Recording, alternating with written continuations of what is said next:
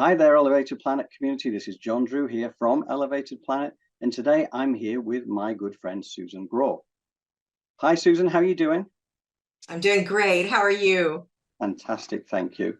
Good. I'm excited to be talking to you today, as I have explained to the Elevated Planet community on many an occasion over the last year and a half. I've been putting these things together. You were effectively the foundation that began my interest in exploring consciousness and higher consciousness and the reason why we're here and all that kind of thing.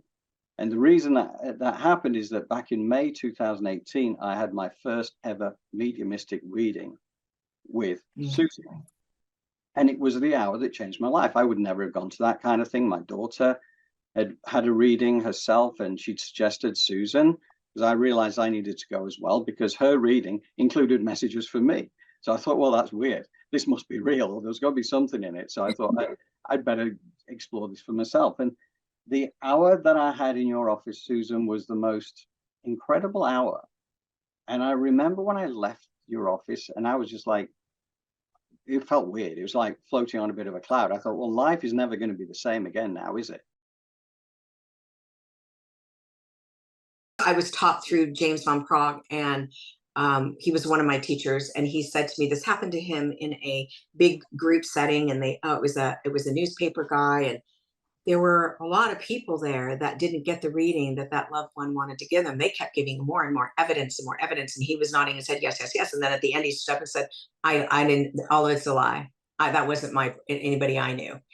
But there were people in that audience that this person on the other side, this spirit on the other side, the soul, wanted to get the message across. So they kept going. And, James said, I don't do this game. But I know inside of him, it was written up, that he, made it all up. But afterwards, a person came to him and said, I know that was my son or my loved one, whatever it was. I don't remember those details, but let's just say son for the sake of easy. And everything you said, and I kept raising my hand, but this other person claimed it. Well, their son kept talking because they knew that they'd be recognized at some point. Yes. Yeah. So, this is the scary part about what we do. It's the sad part about what we do. And it's this deceit.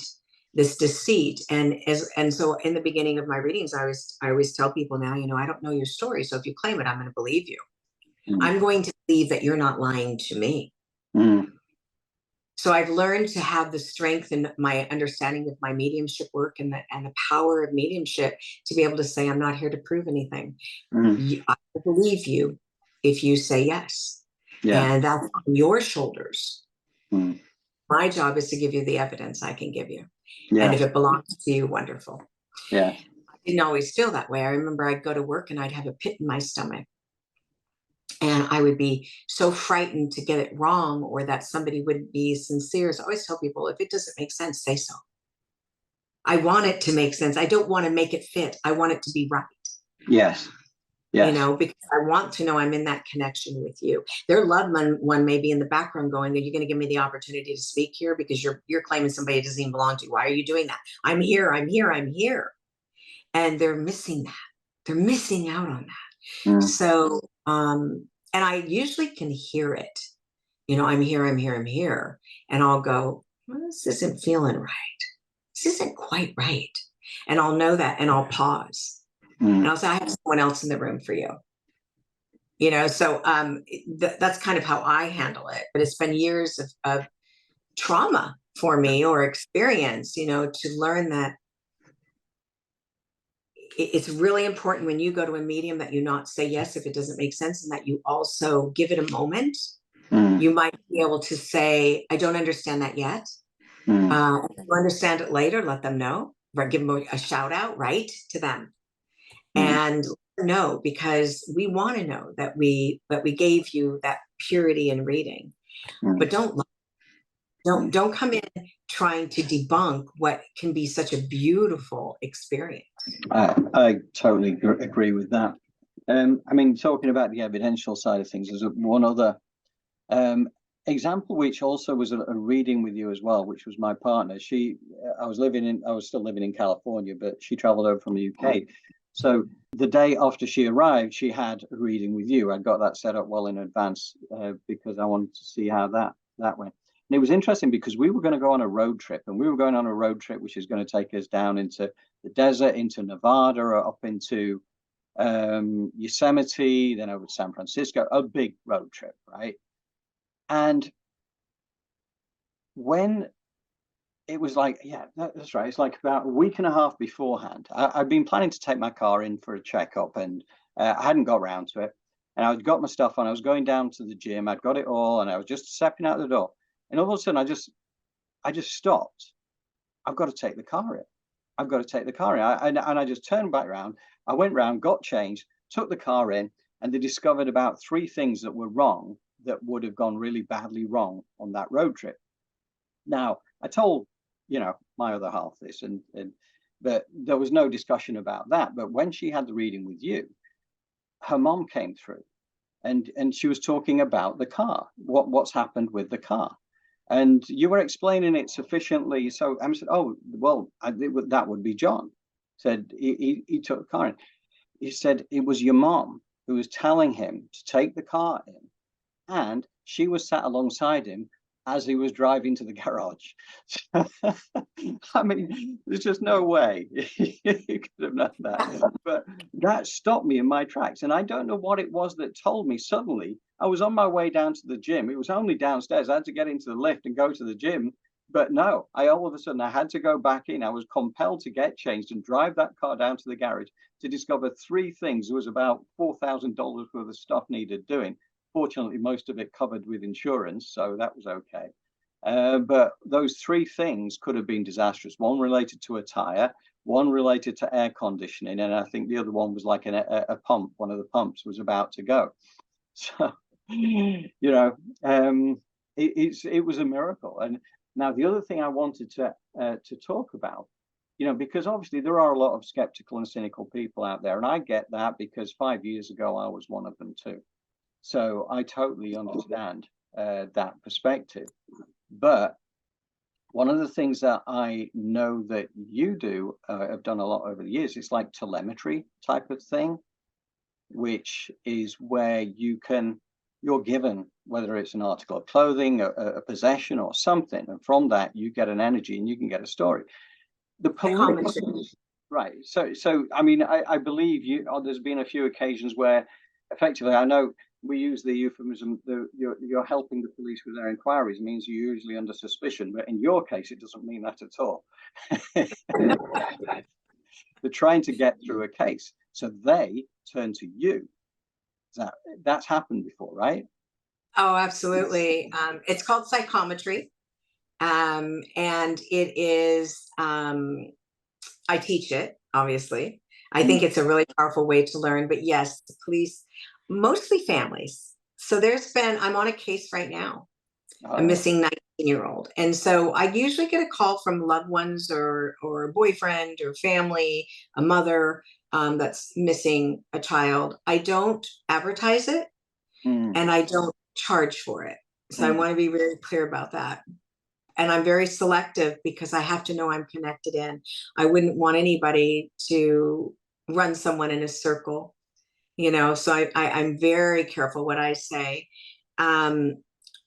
If someone asks me, is my child dead? I just need to know if my child's dead. I can't answer that. I'm unwilling to, number one, because what if I am wrong? But I do help locate the people who usually commit the crime, which is very interesting, not necessarily the body, but I'll locate, I have located the bodies, but it's a really interesting, exciting, yet very heavy feeling, because what happens is I connect in, usually when they're already gone. Usually when they're already gone. Every once in a while, I'll get them right before they leave. And I'm like urgent and nobody's, hearing me. But usually when they're already gone and they're telling me, I fell into deep brush, they call it dense brush, and they call it exactly what it's called when the newspaper article comes out that they're found. And they'll tell me where they are, which way they went, and I get argued with. No, the dogs went over there, and they would have been. This person would have been found. There was a woman in Julian. It was actually make a death Mustang, I think his last name is, they were having trouble locating his mother-in-law. And they didn't ask me. They went, their medium that was there, she's too close, right? And that's why. She went to one of my teachers, and my teacher wrote me and said, you know, will you do this? And I said, I'll do it anonymously. I always do it anonymously because I at the time, because I don't want this to be about me at all. And I said, she's about 1 mile to 1.5 miles from the where she was. And she went off of a not a cliff, but a, you know, brush. And this was in Julian, California. And she had Alzheimer's. And I said, she was shadowed. I feel a cougar was shadowing her, and I see her going off of this cliff-like area where there was rocks, and she hit her head. And I said, they kept coming back and saying, it's impossible. This is ridiculous. Everyone was saying she was picked up by a car, or she was up in the mountains.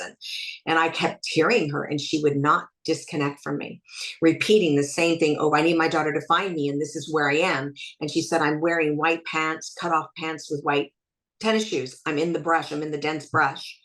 And there's going to be a workman that finds me on a Wednesday, maybe, I think she said 3 months later. And I wrote this back and I said, listen, you can find her now. And I think she's probably 1/2 mile from the camp at what she's showing me now, or maybe 1 mile from the camp. And they said, there's no way.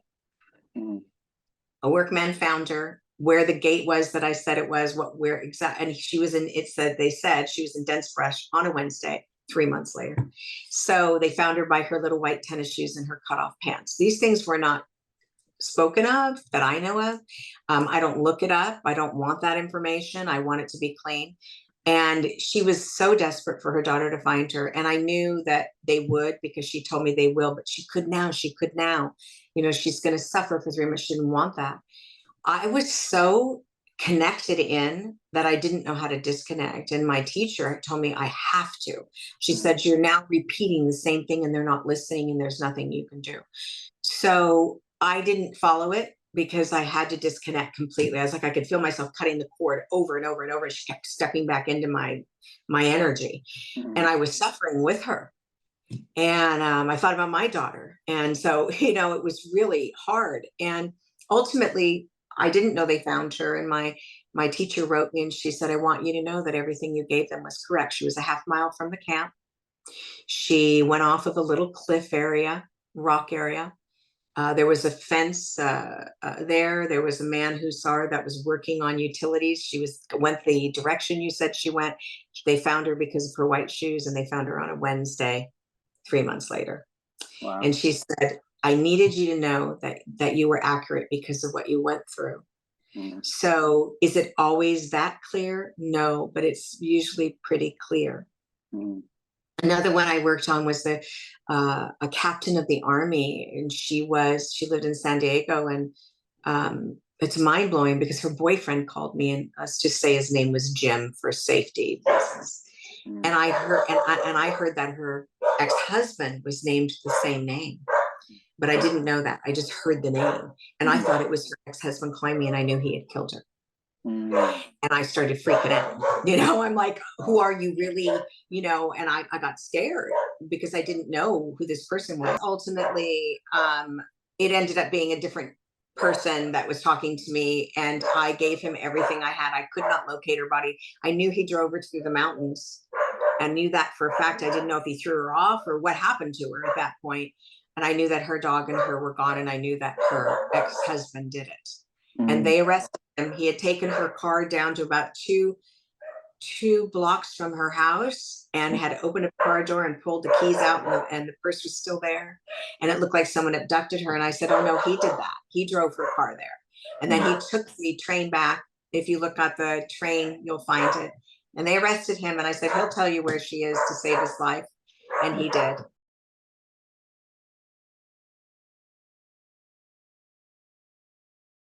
So this has been really an experience. And right now I'm working on a 19-year-old. I'm so sorry, John. I'm working with a 19-year-old who is missing. And I just got done with a case where a young man went to Tijuana. And, you know, I knew he was gone, and his mother begged me Please, you know, I can't live with, you know, thinking I need to search for him. And it was really hard. It was a really hard decision, you know, because it's not my place to say those things. And when it's something like Tijuana, nobody's going to give her the honest information. They're not going to do it. No, no, I'm familiar with Tijuana and what happens there, and you know, it's not a, it can be a dangerous place. So yeah.